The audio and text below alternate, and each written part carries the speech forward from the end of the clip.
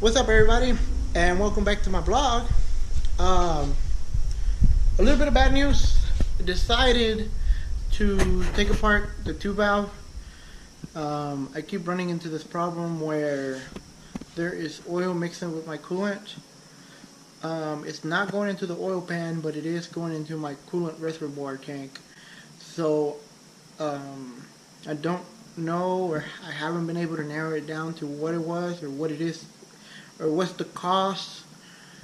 And I actually went to my machine shop, the one that actually put together my block, and they gave me a new piece, the oil filter adapter. That's what it is.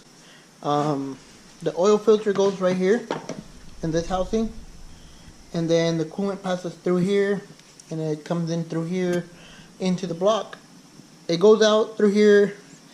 This is like this on the block, and the coolant comes in through there, and then it goes out through here into the block, and then oil goes in right there and comes out here. And so that was one of the possibilities that went bad, and so he gave me a new, not a new one, but a used one. And I know it's a used one, but it was in way better condition than the one I have.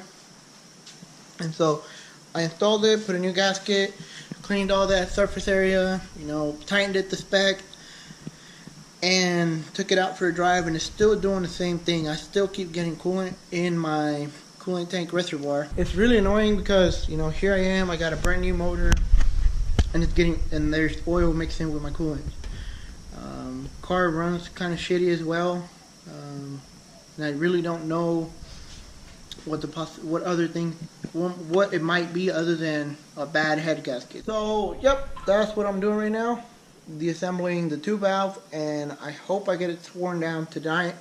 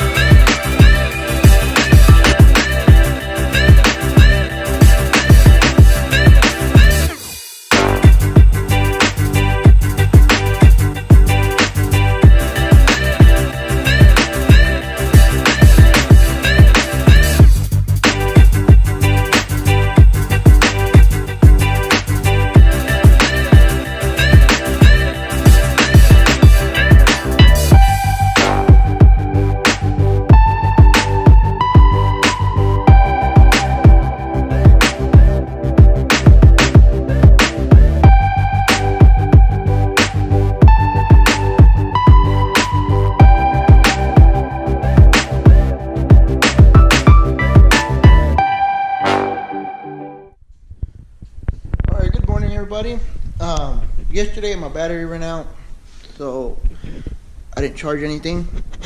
But as you can see, everything is pretty much torn down. You can see the cams here, ARP head studs. Been reading that they're going to be a pain in the ass to remove, but you unbolt them and then you wrap tape around them. That way they don't go back in the hole, and that should keep them on the head for me to pull the head off. Hopefully, it's not that bad. You have a total of 5 on top and 5 on the bottom, so it's 10 in total. Hopefully once I remove these off, I can get a better idea of what is going on and what's the problem. You can see all my harnesses up here, my fuel line. I don't know if you guys remember the video where I picked up my injectors. That video where I picked up my injectors, Mark told me that the injectors were full of some sort of gunk, and now I'm having a feeling that gunk is because of the E85 from OnQ, which is not consistent at all. From what I've been talking to all my friends, they've told me that it's between E60 to all the way to E85, and it's really never on E85. It's always between E60 and E70. So that could be why.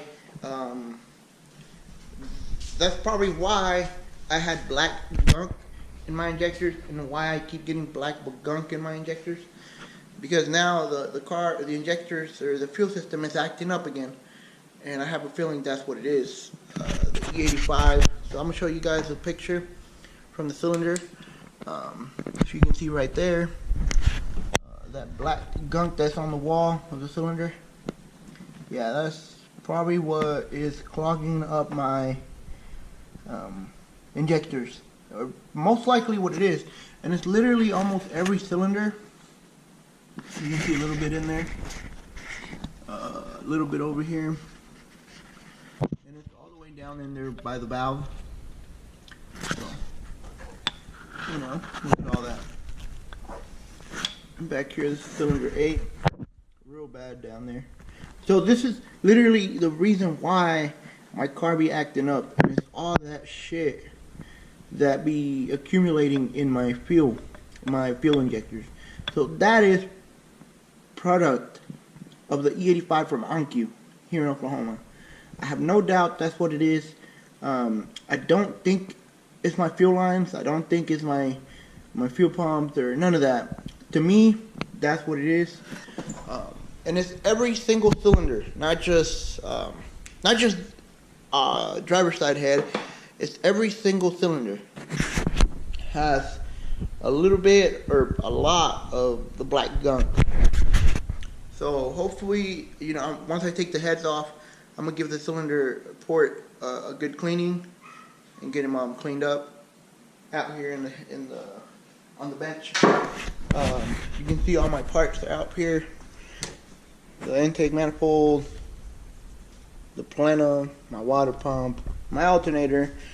And yesterday, when I was taking off the plenum, this is a vacuum hose that goes to the fuel pressure sensor back here. Yeah, and I pulled on it and I broke the bitch. I was kind of pissed. I was like, fuck. I just got this brand new piece and I broke it. Now I have to go get a new one. And these aren't cheap. These are $100. So my dumbass has to go buy another one. Well, I might be able to claim it as warranty. I don't know. I think I am. That's not the right thing to do, but I think that's what I'm gonna do. I asked Mike to port my intake. Oh yeah, he did. He ported my intake. Nice. Anyways, I need to run out to the parts store. I need to get the harmonic balancer puller, the tool that pulls this out, because this is pressed in there.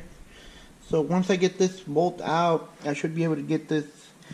I'll explain when I get the tool over here. But next, I'm gonna remove the. I gotta remove the front, the timing chain cover, which is all this right here, and then I have to remove all the header bolts and unbolt the header from the head, which is gonna be really fun. Honestly, that's gonna be fun as hell. No, it's not. And I should be able to get the, get the timing chain cover off, set the timing to where it's supposed to be, remove the chains, remove the guides, remove the tensioners, and I should be able to, get the chains off. But here it is, almost torn down to the bare block. I'm kind of excited to find out what the problem have been. I'm kind of excited to find out what that problem is, where I get oil into my reservoir, which, I've been fighting with since I got the car back. Hopefully, I'm not doing this for no reason. Hopefully I tear this down and the gasket's bad. That way I can just, order me a new gasket and go from there. Alright guys, we'll be back in a second. I'm gonna go get that tool and we should be back to business in no time. Alright, I'm back with the tool that I needed to remove the harmonic balancer. Here it is, that little paw looking thingy, and I'll demonstrate how to use it. I'm pretty sure a lot of you guys already know how to use it. And one thing I like to do is get some of these Ziploc bags and put all the bolts in there and label them and label what it's for. It saves a lot of time instead of setting all the bolts aside, all the screws, whatever it is. And I label it that way. I'm like, well, where's the power steering pump bolts? So it comes in handy. Baggies like these. It's pretty awesome. And a nice way to keep everything organized. I also went out, since I got the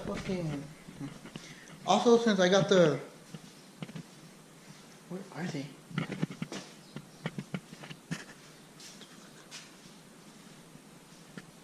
How about some chop towels? Oh, there they are. Voila. You have chop towels. Nice. I have my box of chop towels and I think I'm ready to go. Okay. So I have to remove that first, so I need to get the right bolt. Hopefully it comes off with my impact. Okay, so I am completely done with the teardown. Heads are off, timing chains are off, timing components are off. You can see just nothing but the bare block and the oil pump. And I hope you guys enjoyed this video. If you guys have any questions on how to tear apart a 2-valve, then please don't hesitate and comment in the section below, or you can message me, whatever the case may be. So if you're stopping for the first time, please don't forget to subscribe and hit the like button on the video. And as always, you guys take care.